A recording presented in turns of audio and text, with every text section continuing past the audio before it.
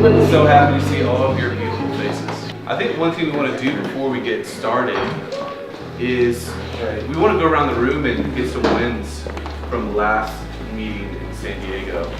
Start this event off right.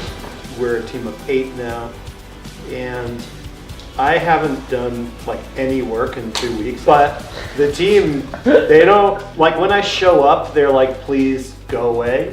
And they do a better job than I ever did. We've just had record months pretty much every month, and I need a new job. What was your revenue when you started UE? And where you at? I was making about $60K a year, and we're doing about $150K a month. Nice. So sometimes you can get carried away with like, man, what's the market gonna do? Like, is our robots gonna kill us all and take our jobs? But at the end of the day, like, entrepreneurs, like, our hedge is our ability to fix problems and figure crap out. That is the greatest competitive advantage we have. And you have to invest into that to keep it going. So like, I think some people, the reason that those direct mail people were crushing it now they're not is because they're idiots and they didn't invest in themselves to learn new stuff. And they're gone. They were a house built on stilts. They're gone. Kodak's actual exact issue is their profit margins were so high that they were unwilling to test new things. They couldn't do small bullets. And so the market flipped on them and their old product no longer worked. They didn't have anything else lined up. If you guys study Jeff Bezos and knew how many things he killed, and Bezos starts stuff all the time. All the time. They've got hundreds of projects running, and he'll just kill all of them except for 2. You don't need everything to work. You just need a couple.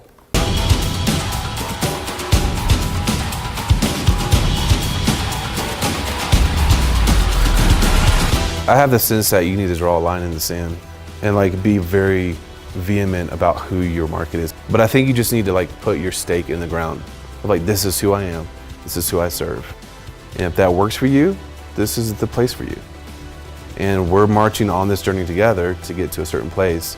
And I understand, I realize that, it's not gonna fit for everybody, and that's okay. You're on your own journey, that's great. So like, you just want people to know who you are and who you serve. Good?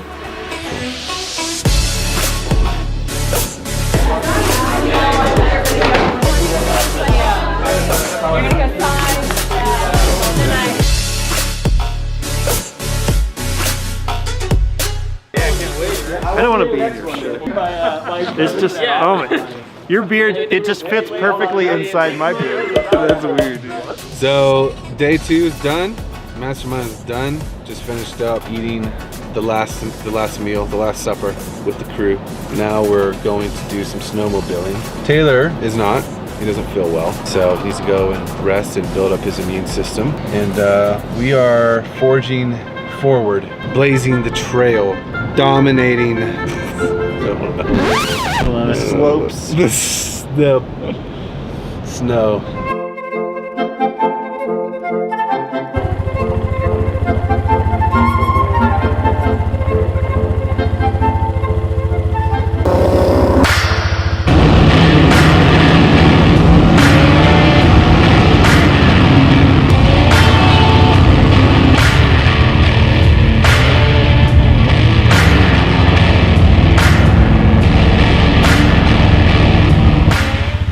Guys, we just had a blast. Went for about 2 hours, went all the way up to the top of the mountain, and man, it was so epic. It's gonna be dicey, Zach. Check out this mud. Woof. Daggone it. Super glad I wore tennis shoes. What's up, guys? Chris here, and we are in the beautiful Utah. Check out this amazing view. It's incredibly inspiring. We just finished 2 days with our mastermind. About 25 people flew in from around the world. We got together and just basically the last 2 days we've worked on their businesses. And it's interesting, comparison of those conversations to what it took for us to get to this mountain. We were staying in Park City and we decided, you know what, it was an intense 2 days. Let's do something fun, let's go snowmobiling.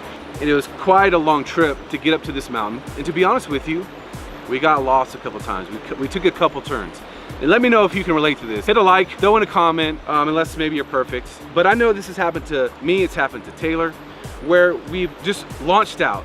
But the problem was, we didn't know where we were going. We didn't know what the destination is. And so in the example here, where we are on this drive, we took a couple wrong turns, Zach's fault. No, just kidding. Yeah, actually it was Zach's fault. But here's the thing, we didn't get freaked out. We didn't say, oh my God, we gotta stop, we can't keep going. You know, we took this wrong turn, or we missed the place, we passed the place.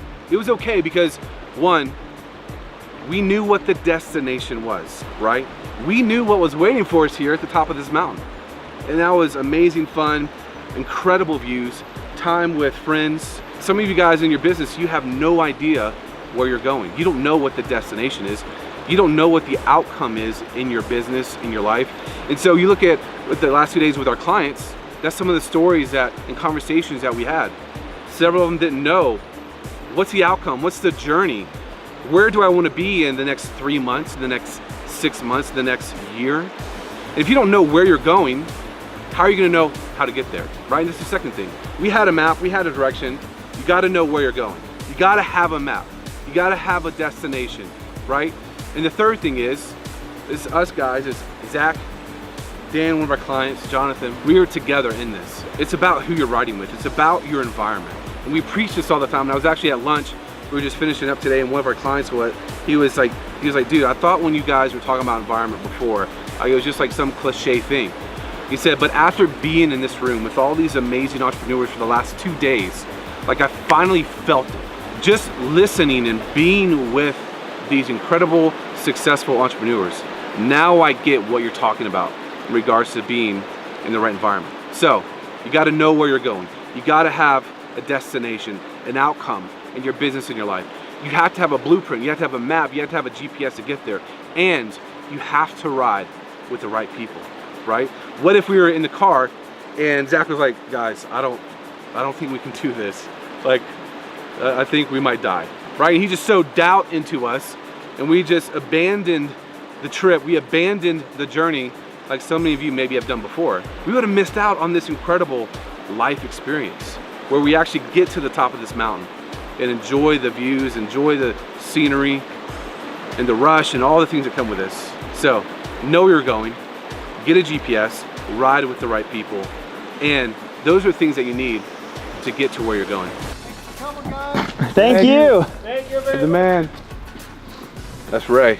Ray's the expert snowmobiler. He came and rescued us when we went off the side of the mountain. I thought I was gonna lose my life. Have you seen the movie Revenant with Leo? You know, it's kind of like that. I thought it was gonna happen. Like I was gonna crash in the wilderness. Thought a grizzly was gonna come. And my man Ray saved us. You rolling? I'm rolling. Is it good? Can you see us? Yeah. All right, so Dan was telling me this hilarious story where I was in front of Zach, and then Dan was behind this lady who was the slower one of the group. And Zach and I were like, we zoomed ahead of everybody else. Just natural athletes. Just natural athletes. And so Dan was telling us a story of he was behind this lady. Mm-hmm. He was following her. Yeah. And after 5 minutes, what happened? Well, I'm just following her. I'm not really paying attention where you guys are. About 5 minutes in, I realize she has lost the group, but she has no idea where you are. I have followed her, meanwhile, off the trail. We're driving for a couple more minutes, and then I see you guys, like, literally in the distance, going over a different hill and, like, vanishing. Oh. And I just realized, you know, it's all about who you choose to follow in this life. And you got to make sure that you choose your mentors wisely. Like, for example, Taylor and Chris from Traffic and Fun.